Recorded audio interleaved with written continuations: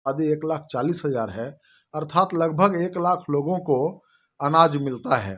आप कल्पना करें कि 1 लाख लोगों का 3 किलो के हिसाब से, प्रति व्यक्ति के हिसाब से 3 किलो अनाज का गड़बड़ी है, गबन है, और यह एक अपने आप में बहुत बड़ा घोटाला है।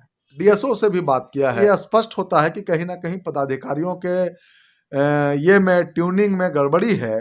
एक पदाधिकारी कहते हैं कि नहीं, थोड़ा कम आया था, 1-2 डीलर के यहाँ कमी हुआ है, जबकि डीएसओ का स्पष्ट कहना है कि नहीं, आप आवेदन दें डीलर के विरुद्ध में, मैं कार्रवाई करूंगा। इतना बड़ा गड़बड़ी बगैर सरकारी पदाधिकारी, खास करके एमओ वहाँ हैं, उनका काम है ये सब देखना, मॉनिटर करना, और बगैर उनके सहमति के इतनी बड़ी गड़बड़ी नहीं हो सकती है। नमस्कार, जोहार। आप न्यूज जेएच अपडेट देख रहे हैं। चौपारण से राशन कालाबाजारी का एक बहुत बड़ा मामला प्रकाश में आया है, जहां प्रति व्यक्ति 3-3 केजी राशन कम दिया गया है और 5-5 केजी का पर्ची थमा दिया गया है अनाज देने का, जो कि एक बड़ा घोटाले की ओर इंगित कर रहा है। इसे लेकर कार्ड धारकों ने आवाज भी उठाने की कोशिश की, लेकिन उनके आवाज को यह कहकर दबाने की कोशिश की गई कि अनाज का आवंटन ही कम आया हुआ है।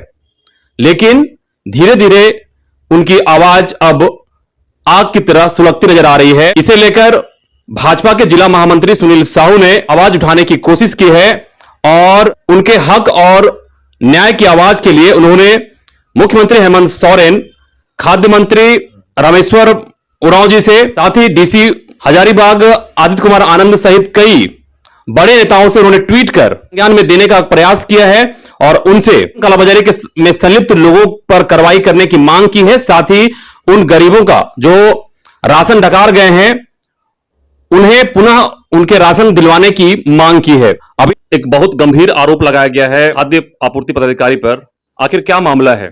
देखिए, मेरे द्वारा गंभीर आरोप नहीं लगाया गया है, बल्कि ये कहें कि उन्होंने बड़ी गड़बड़ी की है, इसलिए ग्रामीणों के द्वारा यह विषय हमारे जैसे राजनीतिक कार्यकर्ताओं के संज्ञान में लाया गया कि आखिर में 3 किलो अनाज प्रति व्यक्ति कम क्यों मिल रहा है। और जब मैंने जानकारी प्राप्त किया तो पूरे चौपारण, मतलब कोई एक डीलर ऐसा करता तो उसका लिखित शिकायत हम लोग करते और निश्चित रूप से वो डीलर के ऊपर कार्रवाई कराते।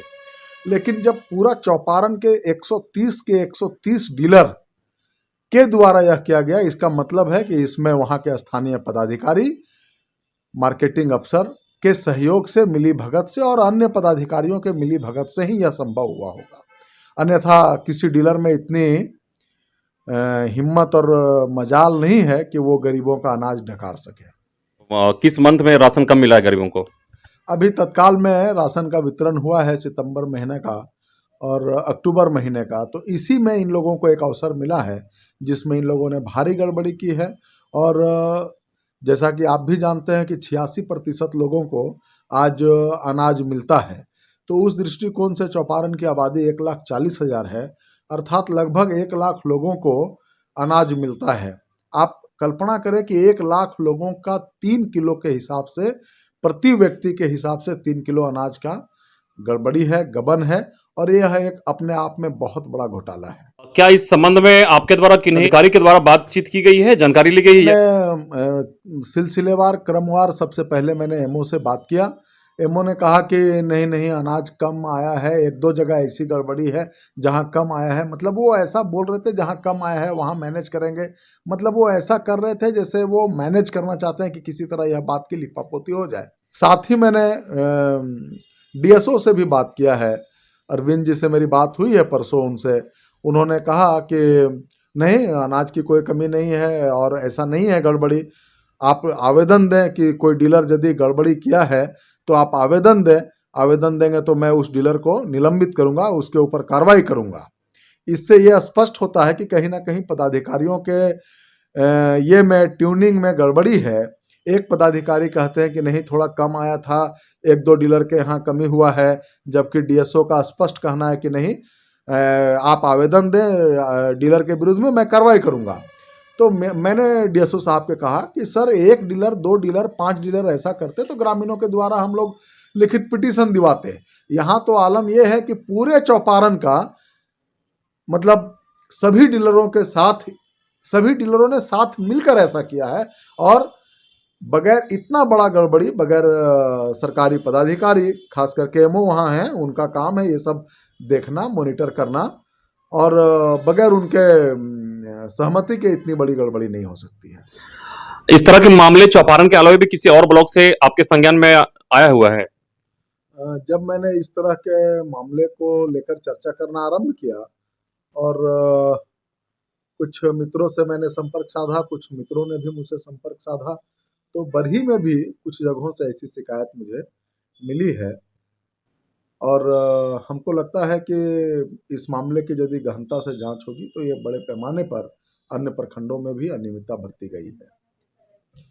क्या लगता है आपको, जिस तरह से पूरे प्रखंड की आप बात कर रहे हैं घोटाले का, क्या लगता है किन किन लोगों की संलिप्तता इसमें हो सकती है? देखिए, आधिकारिक रूप से मुझे बोलेंगे तो इसमें वहाँ के डीलर हो गए, वहाँ के एमओ हो गए, और एमओ के वरीय पदाधिकारी भी हो सकते हैं। लेकिन आज जो झारखंड की हालात हैं, जिस तरह से झारखंड में लूट मची हुई है, सब लोग कोशिश कर रहे हैं अधिक से अधिक कैसे हम पैसा बनाएं, कैसे लूट मचाएं। और जब चौपारण की बात करते हैं तो आप भी जानते हैं कि चौपारण में कैसे अवैध बालू की ढुलाई हो रही है, कैसे वहाँ अवैध शराब की तस्करी हो रही है, और किन लोगों के संरक्षण में हो रही है, ये वहाँ का आम जनमानस के लोग जानते हैं। और एक विभाग के द्वारा इतनी बड़ी गड़बड़ी की जाए बगैर राजनीतिक संरक्षण के, यह संभव नहीं है। यदि संरक्षण नहीं है तो मुझे लगता है कि यह विषय संज्ञान में आने के बाद उन्हें स्वयं एक्शन में आना चाहिए और दोषियों पर कार्रवाई करवाने की भूमिका में उन्हें आनी चाहिए, इसलिए कि जनता ने उनके ऊपर ट्रस्ट किया करेंगे। आगे आप गरीबों को राशन दिलवाने के लिए, जो कम मिला है राशन, और दोषियों पर कार्रवाई के लिए किस तरह से आगे की कार्रवाई करेंगे आप? कल मैं कोशिश करूंगा कि उपायुक्त महोदय से मिलकर इन पूरे विषयों को उनके संज्ञान में लाऊं, और कल अपने स्थानीय सांसद महोदय से भी मिलूंगा, और छठ के बाद जनता के बीच, जनता के लिए और जनता के हित में जो भी निर्णय होंगे वो ब्लॉक कैंपस में होंगे, धरना प्रदर्शन आंदोलन के माध्यम से होंगे। और इनके बाद भी यदि दोषियों के ऊपर कार्रवाई नहीं हुई तो मैंने उस कार्यक्रम के बाद फिर सीधा मुख्यमंत्री जी से और माननीय मंत्री जी से, रामेश्वर उरांव जी से मिलकर दोषी पदाधिकारियों के विरुद्ध पक्ष रखूं।